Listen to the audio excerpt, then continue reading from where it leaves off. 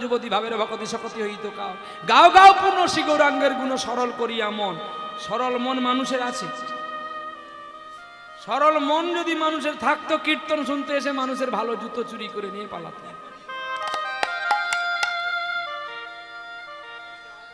আজকে আপনারা দেখবেন কত জোড়া জুতো যায়।